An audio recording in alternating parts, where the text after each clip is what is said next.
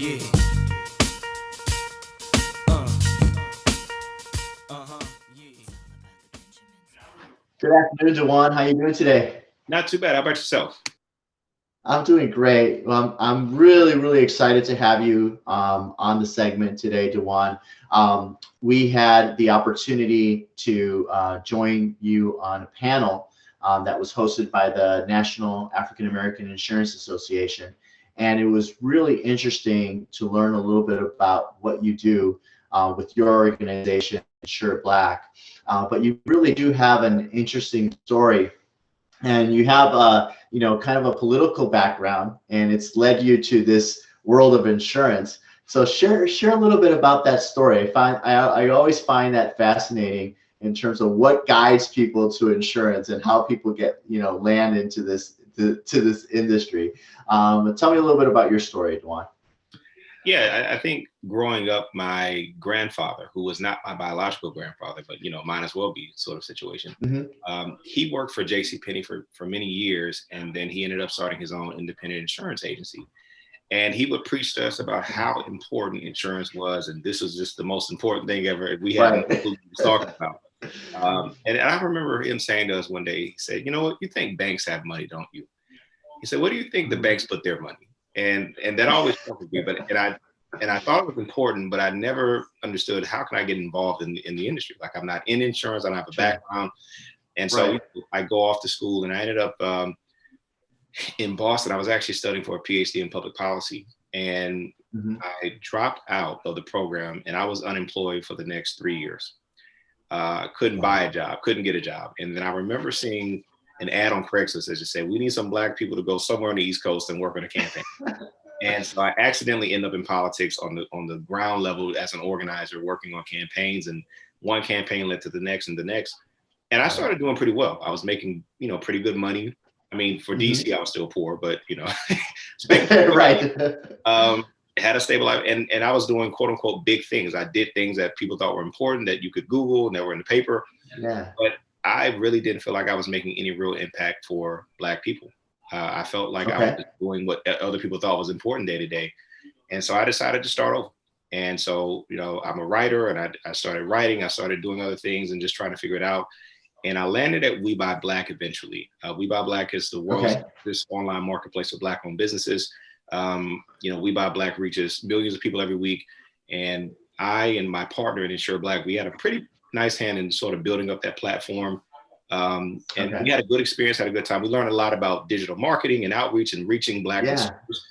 And so all of a sudden, after George Floyd, everyone got really engaged in this idea of social justice and Black businesses, things that we had preached for years. Sure. Even Black banking became a topic, and we had done things in banking over the years, Right.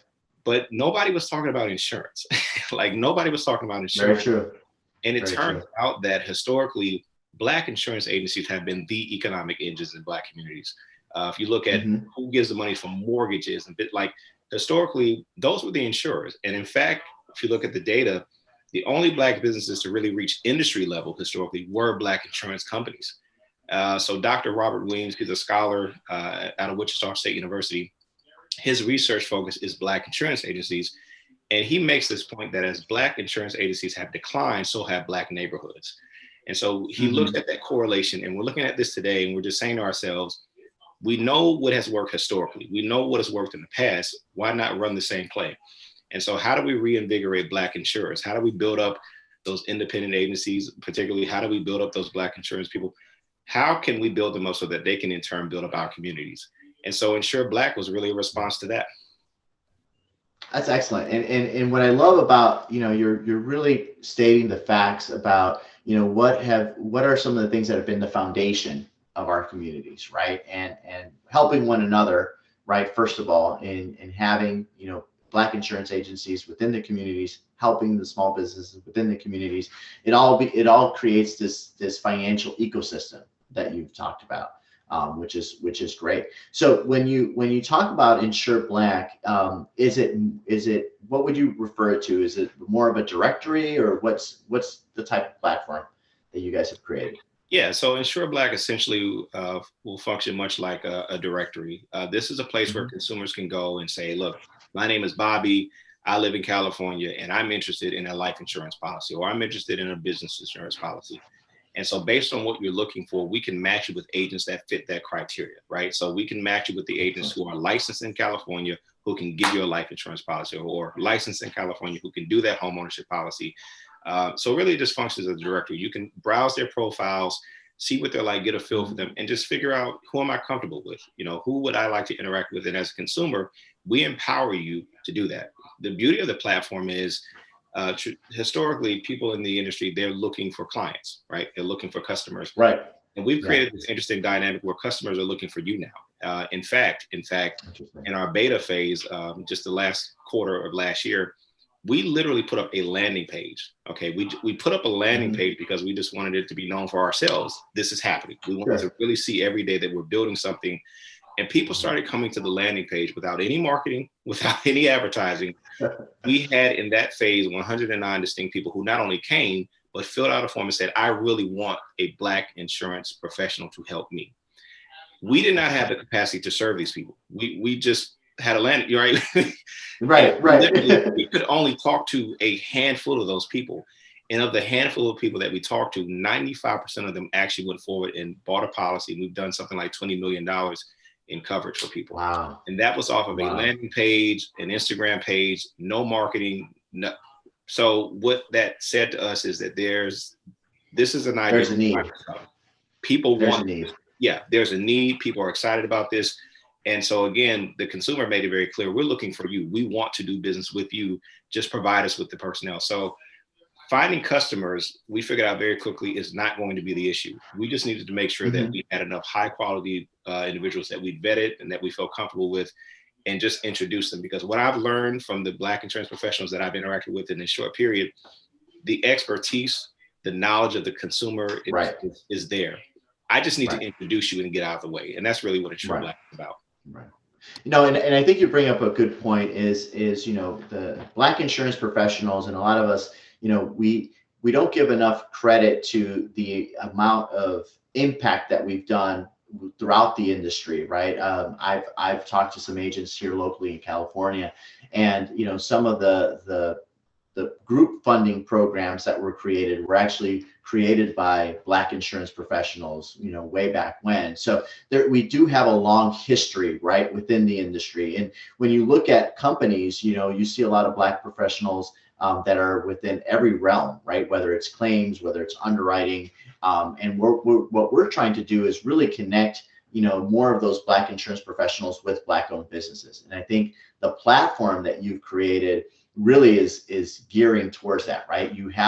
You already have a client base that is asking you for these resources, and you're providing them with a platform to get them. So that's phenomenal, because I think, you know, a lot of Black-owned agencies are really looking to see how they can add more value, right, to their clients. You know, when you're talking to agencies or you know, other professionals, what is it that you're looking for? What's the profile, and how do agencies become a part of InsureBlack? It's a good question. You might think that I would say, oh, you know, I want to make sure that you know this technical aspect of insurance and that technical aspect of insurance. The reality is that's generally there. People, you know, they know what they're doing. What we're really looking for is an ethic of service. And that may sound fuzzy and philosophical, but what this is about is really serving the client. We believe in a radical ethic of service. And when I say radical, I mean, we want people who really care about these clients, and not just selling a product, but we really want people who are invested in their lives. And historically, there's a reference point for this. When you look at Black agencies in the past, they were the most trusted financial advisors in the community, right? These were the experts in business who gave counsel. These were the people who really gave guidance to even clergy and churches about how to maximize what they were doing. Like, it's a radical ethic of service that we're looking for. And the reality is, it's in your best interest as an agent or an agency, because when people know that you care about them, they come back. When people know that, you know, you are really concerned about their family, oh, there's a loyalty there. So that's the first thing that we're looking for. And obviously we do some level of vetting. We want to know, you know, how many years you've been in the business. We want to, you know, we do some background checks and that kind of thing. And the reason for that is not that we want to be intrusive. It's just that the customer is trusting us to refer the best people possible. And so we want to make sure that we're doing that. So we are intending to launch later this month. This is our V1, and so we're excited about this. And so for folks who want to get involved with us, we did a special promotion with Nye, but other people, they can actually just reach out to me directly. You can reach us at info@InsureBlack.com, info@InsureBlack, INSURE Black, InsureBlack.com. Get in touch with us personally. We'll be happy to walk you through the process. We'll be happy to walk you through what this looks like. Now you're out in California, and I mentioned that the state of California, we were talking previously, is one of the states that we're going to put a heavy emphasis on as we launch. So the California market, Georgia, Texas, Illinois, New York, Pennsylvania. So these are places DMV area, Washington, D.C. area also. These are places that we're going to really put some marketing dollars behind and really try to make sure that we get a good push. So absolutely, particularly in those areas, reach out to me. Let's talk about it. But first things first, we want to know that there's a radical ethic of service that you have, because those are the people that we want to introduce to our clients.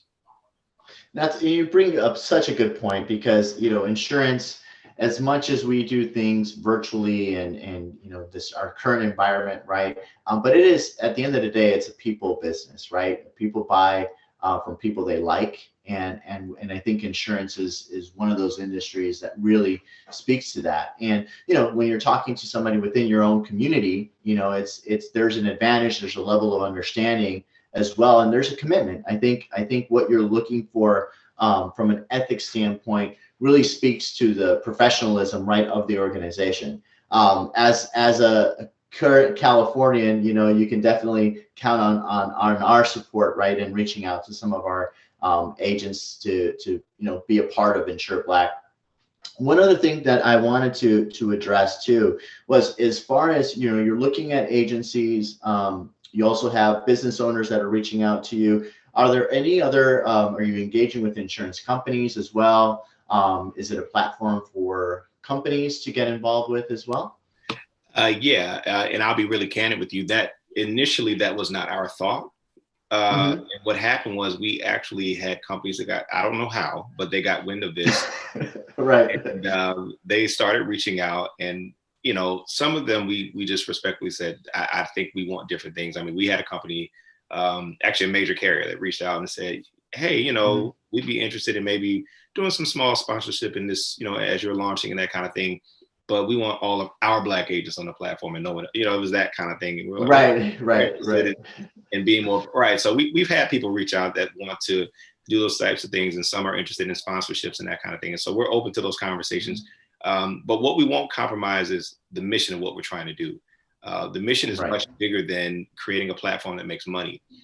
We're trying to get money recycling through our community. This is the role that these agencies have historically played. And so some people are not of the same mind, and that doesn't make them bad people. They have their own interests. They're just not aligned. So we're happy to entertain those conversations, and those are actively happening as we speak. Yes. Excellent. And I love the fact that, DeJuan, you keep truth to your mission driven, right? You're absolutely mission driven. You see the value. You're carrying on that legacy that your grandfather, right, set years ago. Insurance is valuable, and one thing that there's definitely validity to that is that insurance is one of those essential businesses throughout this pandemic. I think a lot of people that are in the industry would agree that this has been an industry that's really it had some impacts, as far as there was a lot of claim activity and so on. But really, those that were in the industry weren't necessarily impacted by levels of unemployment or anything like that, because we were really a resource for our clients. And I think that you completely understand the value of that. Yeah, what's interesting, and you're exactly right. One of the things that we'll be doing with the site is offering a lot of educational content for folks. So it's not just a place to find agents, but there's actually an article that we'll be featuring in our launch about how COVID-19 is impacting and changing the industry in some ways. So, even as far as health insurance, like, we're watching legislation and just making sure, like, okay, if this happens in Congress, then there are a lot of ways in which this will impact people. And so the message is better to be covered now, right? But to your point, insurance is about security, right? It's about security. And so people who have had the right coverages and the right policies, yes, they've been able to do very well during this time, right? And people found out that they didn't have the best agents and didn't get the best counsel, and they're not doing so well at this time. I know a lot of business owners personally right now who are literally sitting with their feet up because certain things were covered, and they had, like, one guy, I won't say names, but he literally had a policy that would pay him based on, impact to mental health. And so he made the argument that, here's an impact. And so he was able to take a few months off of work and just get the income and didn't worry about what his business. Like, these are the types of things that we want people to really advise people on. It's about security. So whether there's a global pandemic, whether there's a flood, whether there's a loss of life, this is about security and ensuring everything that matters to you. Excellent. And, one of the things that I always like to do within the segment is encourage, young individuals, young professionals, right, to consider insurance as a career path, right? And it's something that I'm passionate about, right, is encouraging more diversity within the industry. And, if you were to, you have some experience within the insurance world from, your grandfather's advice, right? And you didn't necessarily follow that path initially, but you're now kind of coming full circle. But for some of the young professionals, and I know that you probably talk to a lot that you cross paths with, but any advice that you would tell them, or what would you say about the industry that you think it's beneficial for them to consider as a career path? Better than my counsel is the counsel of people who've been in this industry for decades and who've made a lot of money. And one of the consistent things that I've heard is that the barriers of entry are very low in this industry compared to others. In other words, you don't have to have a master's degree, and you don't have to go into a bunch of debt in school. But if you have a passion for people, if you know how to serve people and communicate with people, you can translate those skills and actually make a lot of money in this industry. The other part about it is this: insurance companies have literally existed as far back as we can really think, right? So if you look at the Black experience in America, before we had insurance companies, we had mutual aid societies. You think about the Free African Society in Philadelphia and all these groups that came together and said, look, let's put our money together in case stuff happens, right? Right, exactly. Yeah. Now, what does that mean? That means it's not going away. And so whereas automation and other fields are being, other people are being affected because of automation or other economic factors, the insurance industry is going to be here tomorrow and the next day. And so in that sense, there's security. Well, if you happen to be a person who's Black, if you happen to be Hispanic, if you happen to be Indian, if you happen to belong to any other minority group as defined in America, it stands to reason that there's a market for you. There are people who would rather talk to you than somebody else. And it's not because they're bigoted, it's because you understand them, right? If you're talking about medical, and there are studies, right? We know that when it comes to medicine, Black doctors actually do have an impact. There's a certain cultural transmission that happens where people can actually dialogue with each other and understand each other and communicate information, and you get better health outcomes. We have data on that. And financial topics are just as sensitive. And so, yes, there's something to me, there's something when I can see someone that I can identify with and say, look, man, this is really what I got going on, right? Like, you can have that conversation. And when people are open, just like in medicine, the doctor can't help you if you're not transparent, if you don't tell them what's really happening. Correct. And so it is with a financial counsel. Like, until you tell people what's really happening, what your actual needs are. Yeah. And so if you're a young person and you say, look, I can serve people, I can talk to people, there's a pathway here. And I've talked to a lot of particularly independent agents, Black folks, who've gone out and built their own brokerages and who are doing business and have built a nice book of business over the years and live very well. Right. And they didn't have to go into debt to do it. So if you're a young person and you want a career that's going to be stable and something that's going to be your next year, the next year, don't get it twisted. You're going to have to work, right? There's no free lunch. Oh yeah, no. You gotta work, right? Absolutely. You gotta work. It's not easy. It's not easy to build a book of business, but when you do, the revenue, the revenue just it's amazing. It is a great career path. I agree. Yeah. And this is one industry where you can actually make a living and feel good because you've done something to help someone's security, to help someone's family. And I don't know any better feeling than that. That's true. No, so how do we connect with you and InsureBlack? What's, pull out the website, contact information. You mentioned your email. How do we get agents connected with you from this day and forward?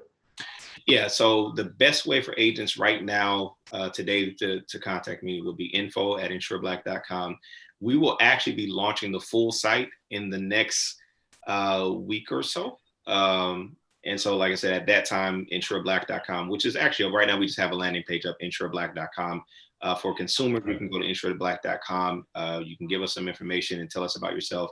As far as agents, definitely email me directly. And again, once the site is completely live, we've been working on this for several months, and you are going to be extremely impressed with what you see when we really launch this thing. Excellent. But you'll be able to do everything on the website as far as the sign up and submitting information, that kind of thing. But in the immediate present, go ahead and email me, info@InsureBlack.com. We absolutely would love to get to know you.